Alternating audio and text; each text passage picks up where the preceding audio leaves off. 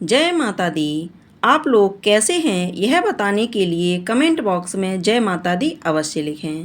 दोस्तों, आज हम इस वीडियो के माध्यम से बात करेंगे कि धनतेरस के दिन हमें पूजा कैसे करनी चाहिए। धनतेरस की पूजा की क्या सामग्री होती है, धनतेरस की पूजा करने से क्या लाभ होता है, धनतेरस की पूजा हम कैसे करें। वीडियो शुरू करने से पहले आप लोगों से मैं कहना चाहती हूँ कि आप लोगों को धनतेरस की ढेर सारी शुभकामनाएं। कुबेर भगवान आप लोगों के धन के भंडार हमेशा भरे रखें। यहाँ पर कुबेर भगवान और धन्वंतरी भगवान दोनों की पूजा की जाती है। धन्वंतरी भगवान जो होते हैं आयुर्वेद के देवता होते हैं, आयुर्वेद के होते हैं। तो यहाँ पर विधिवत रूप से हम आपको पूजा बताएंगे, तो वीडियो को आप फुल वॉच कीजिएगा बिना स्किप किए हुए। तो यहाँ पर आप देख सकते हैं क्या क्या सामग्री है, और हम वीडियो में बताएंगे भी, आपको दिखाएंगे भी हर चीज़ कि कैसे पूजा की जाती है, क्या क्या सामग्री हमें चाहिए होती है। तो विधिवत रूप से पूजा करनी चाहिए। और यह त्यौहार दिवाली से 2 दिन पहले मनाया जाता है। पूजा करने के लिए आपको क्या करना है, जगह को पहले साफ़ सुथरा कर लेना है। आपने पहले भले ही पोछा लगाया हो, लेकिन जब आप चौकी लगाएं तो उस जगह को पहले आपको पोछा लगा करके साफ़ कर लेना है। उसके बाद इस तरह से आपको एक चौकी लगा लेनी है। कोई भी चौकी आप लगा सकते हैं, बड़ी छोटी जैसी आपके पास हो। उसके ऊपर कोई भी आपके पास लाल रंग का वस्त्र है तो लाल रंग का वस्त्र कपड़ा बिछा सकते हैं, या फिर पीले रंग का बिछा सकते हैं। हमने यहाँ पर ये पीले रंग का बिछा लिया है। अब हम क्या करेंगे, यहाँ पर हम बनाएंगे एक स्वास्तिक। कोई भी पूजा होती है उसमें आपको पता है, और ख़ासकर दिवाली की जो पूजा होती है इसमें हम लोग रंगोली बनाते हैं। रंगोली बनाना बहुत ज़्यादा शुभ होता है। लेकिन जब हम यहाँ पर धन्वंतरी भगवान की पूजा कर रहे हैं, कुबेर भगवान की पूजा कर रहे हैं, माता लक्ष्मी का भी हम पूजन कर रहे हैं, तो फिर हमें क्या करना चाहिए, यहाँ पर एक रंगोली ज़रूर बनानी चाहिए। तो हम यहाँ पर कोई कलर वगैरह से रंगोली नहीं बनाएंगे, हम यहाँ पर फ्लावर से ही रंगोली बना लेते हैं। रंगोली के लिए कोई हमें डिजाइन नहीं बनाना है, केवल एक नॉर्मल सा हम स्वास्तिक बनाएंगे फ्लावर से, इस तरह से। तो फटाफट से हम यहाँ पर स्वास्तिक बना लेते हैं। स्वास्तिक बनाना यहाँ पर बहुत ज़्यादा शुभ होता है। कोई भी पूजा पाठ करते हैं तो पूजा पाठ करने से पहले हमें इस तरह से थोड़ा सा रंगोली ज़रूर बनाना चाहिए।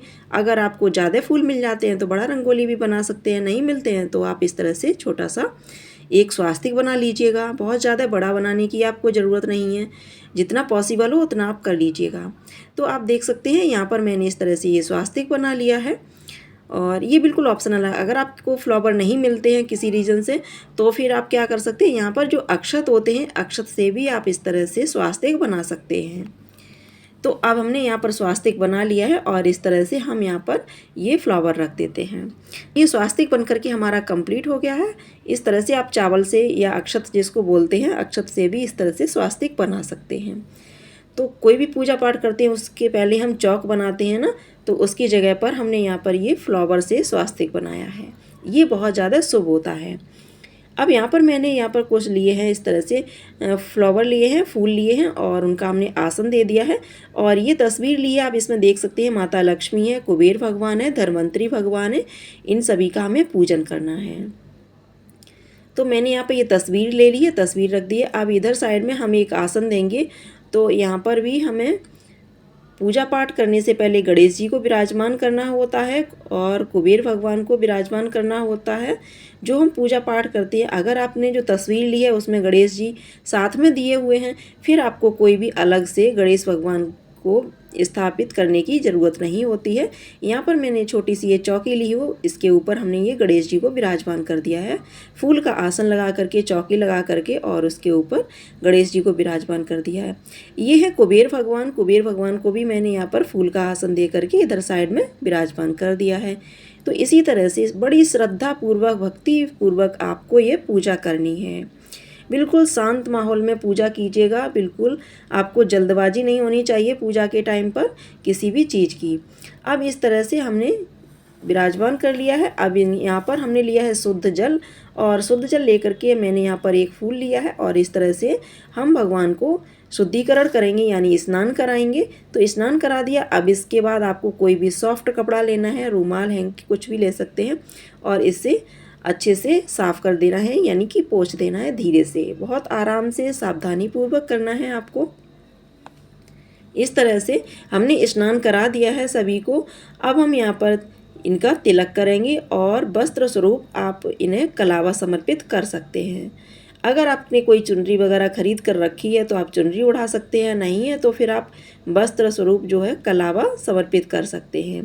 पूजा पाठ करने से पहले सबसे पहले हम एक दीपक प्रज्वलित करते हैं और ये दीपक मैंने पीतल का लिया हुआ है। पीतल का दीपक, देसी घी का आपको दीपक जलाना है और इसको एक बार जलाने के बाद इसे हिलाना नहीं है।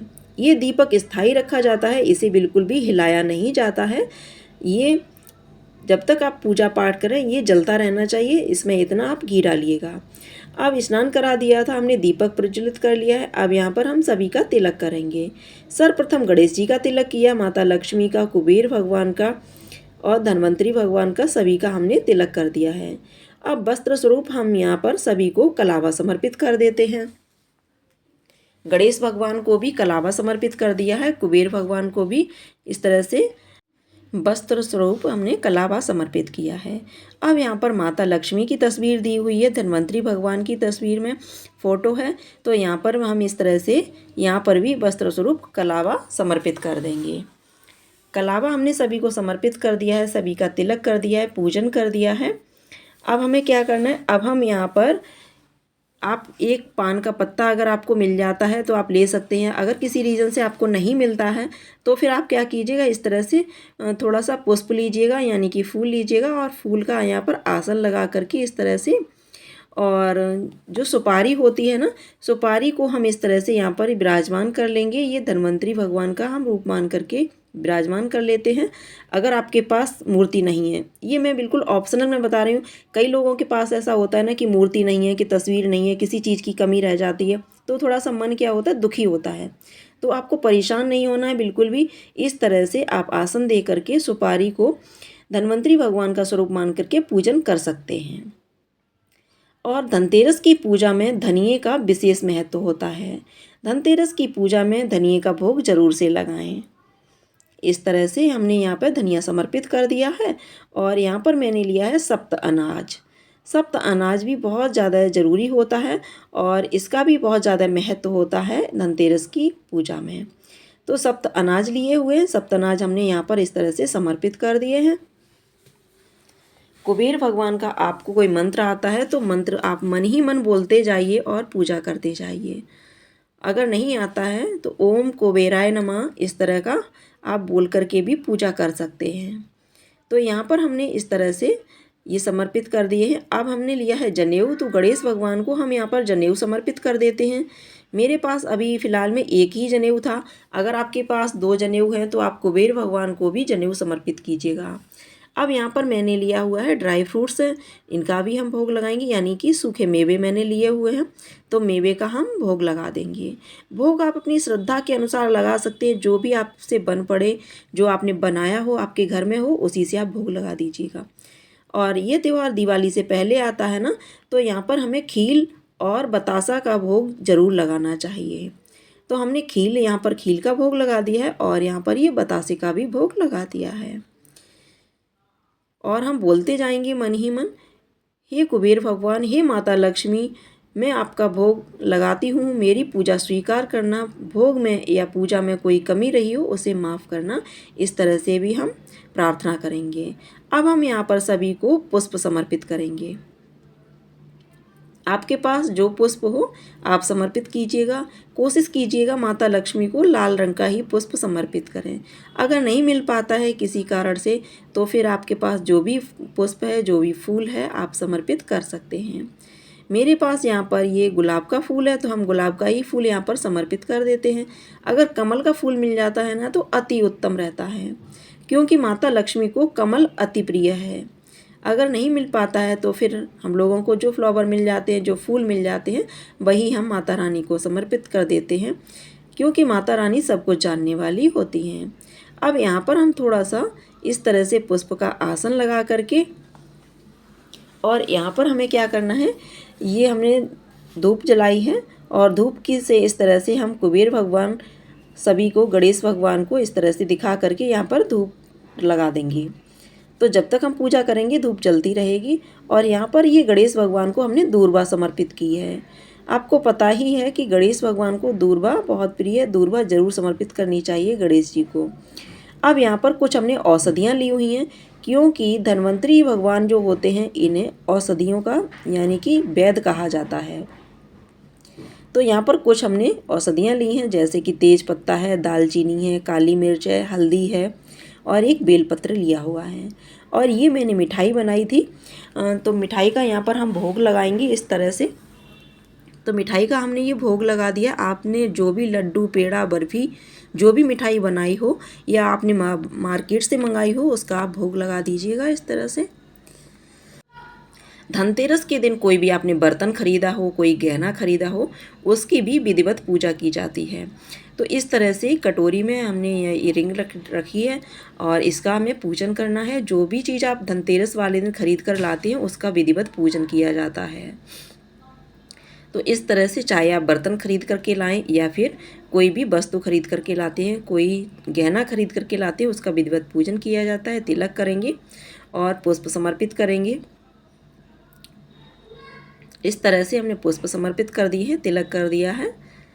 और यहाँ पर अब हमें क्या करना है, अब यहाँ पर आप अपनी श्रद्धा अनुसार दक्षिणा जरूर समर्पित कीजिएगा, जो भी आपके पास हो कि और प्रार्थना करेंगे जब भी हम दक्षिणा समर्पित करेंगे, हे प्रभु मैं आपकी पूजा तन मन धन से श्रद्धा भक्ति से करती हूँ। मेरी पूजा में यदि कोई कमी रही हो तो मेरी पूजा स्वीकार करना, मुझे माफ़ करना। और मैंने आपको शुरू में ही बताया था कि ये दीपक जो शुरुआत में मैंने जलाया इसे बिल्कुल भी हिलाना नहीं होता है। अब हम कथा पढ़ेंगे तो कथा पढ़ने से पहले हमें एक दूसरा दीपक जो है प्रज्वलित करना होगा। तो दीपक भी मैंने ऐसे ही नहीं रखा है, साइड में जो फूल थे फूल का आसन दे करके दीपक को प्रज्वलित कर लिया है। इस तरह से आप देख पा रहे हैं, आपको दिख रहा होगा, देख सकते हैं। तो जो वाला दीपक हमने शुरुआत में जलाया था ना, पूजा शुरू की थी तभी, वो दीपक हमें बिल्कुल भी छूना नहीं है, ऐसा ही रखना है, उसे बार बार हमें हिलाना नहीं है। और यहाँ पर ये दीपक हमने जलाया है। अब हम यहाँ पर कथा पढ़ेंगे धन्वंतरी भगवान की, धनतेरस की। तो कथा पढ़ने के लिए हाथ में इस तरह से अक्षत ले लिए, पुष्प ले लिया है और हम यह कथा पढ़ेंगे। आप देख सकते हैं यहाँ पर लिखी है धनतेरस की कथा। अगर आप कथा का वीडियो देखना चाहते हैं तो चैनल पर मैंने अपलोड किया हुआ है, आप धनतेरस की पूरी विधिवत रूप से कथा सुन सकते हैं। तो आप चैनल पर जा कर के कथा सुन लीजिए। यहाँ मैं अगर कथा सुनाऊंगी आपको तो वीडियो बहुत ज़्यादा लंबा हो जाएगा। कथा पढ़ने के बाद हाथ में जो अक्षत पुष्प थे वो भगवान को हम समर्पित कर देंगे, माता रानी को समर्पित कर देंगे। और उसके बाद हमें यहाँ पर कुबेर भगवान की, गणेश भगवान की सर्वप्रथम हम आरती करेंगे, उसके बाद कुबेर भगवान की आरती करेंगे। अगर आपको कुबेर भगवान की आरती नहीं आती है तो मैंने चैनल पर अपलोड की हुई है, कुबेर भगवान की आरती भी आप मेरे चैनल पर देख सकते हैं।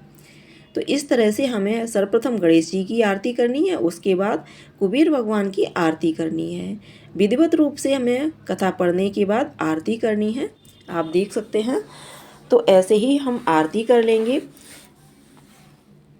आरती हमने कर ली है। अब आरती करने के बाद हमें क्या करना है, कोई भी इस तरह से चाहे तो आप कोई पुष्प ले सकते हैं या फिर हाथ में आचमनी करके इस तरह से आरती को, और फिर भगवान को हम आरती देंगे। इस तरह से सभी भगवान को, सभी देवी देवता को हम इस तरह से आरती देंगे और उसके बाद स्वयं भी आरती लेंगे। घर के जितने भी लोग हैं सभी को आरती दी जाती है और उसके बाद हम सभी के पैर छुएंगे, चरण स्पर्श करेंगे।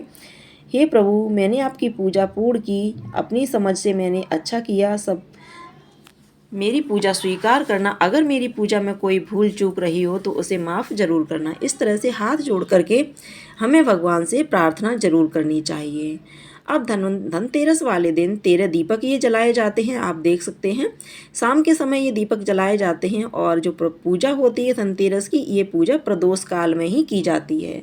शाम के समय ही हम पूजा करते हैं और उसके बाद पूजा पूर्ण करने के बाद अब हम यहाँ पर माता रानी से, भगवान से प्रार्थना करेंगे, हे प्रभु मेरी पूजा में यदि कोई कमी रही हो, भूल चूक रही हो तो मेरी पूजा स्वीकार करना, मुझे माफ़ करना। इस तरह से क्षमा याचना जरूर करनी चाहिए, क्योंकि हम लोग पूजा करते हैं, पूजा पाठ करते समय बहुत ध्यान रखते हैं, लेकिन फिर भी कभी कभी हम लोग इंसान ही हैं, कभी कभी गलती हो जाती है जिसका पता हमें नहीं लग पाता है। तो इसलिए हम यहाँ पर हाथ जोड़ करके प्रार्थना जरूर करने, और प्रार्थना करने के बाद शाम को दीपक जलाएंगे। तो दोस्तों आपको ये धनतेरस की पूजा कैसी लगी कमेंट करके ज़रूर बताइएगा।